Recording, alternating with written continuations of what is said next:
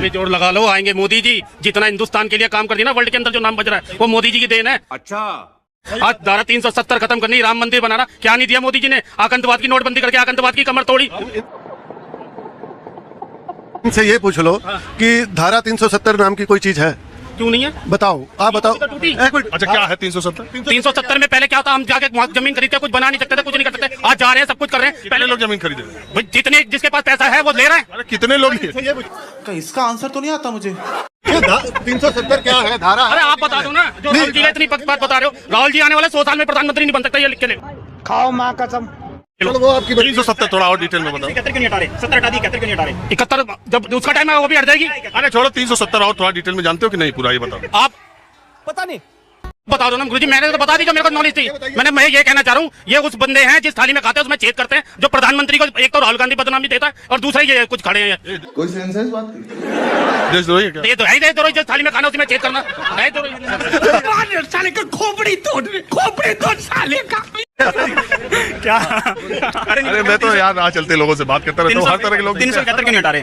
देखो 300 क्या है 371? बताइए क्या है 371? अरे यार यहाँ क्विज मत करो, सबको जरूरी नहीं, आम लोग हैं, सबको 370 71। सुनिए, मैं सिर्फ एक बात जानना चाहता हूँ कि देखिए केजरीवाल ने, आप मानेंगे कि जब वो उन्होंने चुनाव लड़ा तब जब उन्होंने आंदोलन किया था तब उन्होंने कहा मैं कभी राजनीति में नहीं आऊंगा, बच्चों की कसम खाऊंगा, गाड़ी नहीं लूंगा, बंगला नहीं लूंगा। लेकिन जब 50 करोड़ उनके बंगले पे लगने की बात आती है तो वो लोग जो उस आंदोलन से प्रभावित होकर उनको वोट दिए तो उनको एक धक्का लगता है, चाहे वो माने या ना माने, उस बात से किनारा कर ले। लेकिन एक बात दूसरी तरफ ये भी है कि क्या? अगर कोई आदमी संवैधानिक रूप से दो बार दिल्ली में 90% सीटों से चुनाव जीत रहा है तो फिर उसको दिल्ली की सरकार के अधिकारियों के ट्रांसफर पोस्टिंग का अधिकार नहीं मिलेगा। और सुप्रीम कोर्ट की संवैधानिक पीठ ये तय करती है कि नहीं भाई ये अधिकार हो, तुरंत अध्यादेश लाया जाता है। तो इसमें बहुत उसके दोनों पक्ष है। कई लोग कहते हैं कि नहीं अध्यादेश लाया जाना जरूरी था, कई लोग कहते हैं नहीं था। बात यह है कि अगर बीजेपी की दिल्ली में सरकार रहती तो अध्यादेश लाया जाता, पहली बात। दूसरी बात ये स्थिति, इतने साल दिल्ली में सरकार चली, 15 साल शीला दीक्षित की, 5 साल बीजेपी की, तो ये क्यों केजरीवाल में ये प्रॉब्लम शुरू हुई? देखो जब शीला दीक्षित सरकार थी तब ऊपर पहले तो अटल बिहारी वाजपेयी के साथ भी उनकी सरकार थी, कांग्रेस के साथ अच्छे टर्म्स थे, तो कांग्रेस की सरकार थी तो नहीं दिक्कत आती थी।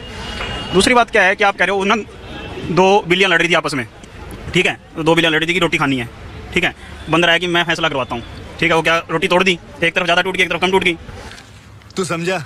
हाँ, ज़्यादा वाली का हिस्सा खा गया तो फिर से और इवन हो गया कि एक तरफ फिर ज़्यादा रहेगी, फिर कम रहेगी, सारी रोटी खा गया।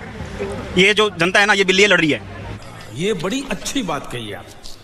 इनको क्या फर्क पड़ रहा है? कोई फर्क पड़ रहा है? वो भाई साहब कह के चले गए 370 हटकी, फिर कह रहे हैं वहाँ जमीन खरीद सकता हूँ, कितनी जमीन खरीद ली, समझ रहे हो? बात तो सही है। दूसरी बात यह है कि आप जो कह रहे हो कि अध्यादेश ले आती है, देखो अध्यादेश भी संवैधानिक चीज़ है। अगर अध्यादेश आप मानते हो ना, अध्यादेश भी संवैधानिक है, 6 महीने के अंदर उसका कानून बना। एक इंसान जिसके बारे में कहते हैं कि हमने शिक्षा का एक इंसान को हमने बहुत बड़ा वो बना दिया कि उन्होंने शिक्षा क्रांति कर दी, कह रहे हैं ना वो। अब वो इंसान जेल में बैठा है, कितनी बार केजरीवाल जी मिल के आए?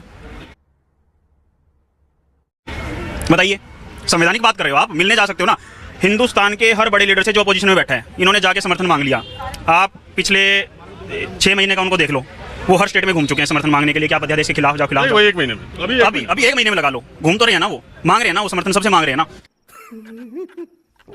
सही गलत की बात तो फिर वो जो राज्यसभा में होगा, लोकसभा में होगा, कानून बन के आएगा, वो भी संवैधानिक ही होगा, वो चाहे कोई भी कर रहा हो, ठीक है। वो जब अपने एक इंसान को ऐसे बरगला सकते हैं, ऐसे छोड़ सकते हैं, बरगला सकते हैं क्या, छोड़ सकते हैं, उन्होंने छोड़ दिया। मनीष सिसोदिया की हालत आप आज देख रहे हैं, छोड़ दिया। तो परसों रो रहे थे ना, छोड़ दिया ना केजरीवाल ने बोला एक को पकड़ोगे 100 मनीष सिसोदिया, बंगला खाली करवा दिया अगले दिन ही, कितने दिन जेल में पाल कर छोड़ दिया ना उनको। अब एक बात बताओ, जो इंसान अपने साथ लगते हुए आदमी को छोड़ सकता है, जनता क्या चीज है? उनको सिर्फ और सिर्फ सत्ता, और सत्ता के अंदर जो उनके पास जो अर्थ है, राजनीति क्या है? अर्थ पे तो शासन करना है। राजनीति क्या है? अर्थ पे शासन करने के लिए एक प्रतिस्पर्धा ही तो है, संसाधनों का जो बंटवारा है उस पे। तो अब उसी के लिए वो लड़ रहे हैं, वो आपके लिए नहीं लड़ रहे हैं। आप बड़ा ध्यान से सुने, कुछ बोले? सुन रहा हूँ, खाली मैं बोलूंगा नहीं। कुछ अपना विचार रखिए। कौन कटरी ईमानदार? ये तो इनकमिंग आउटगोइंग कमांडर। चलिए।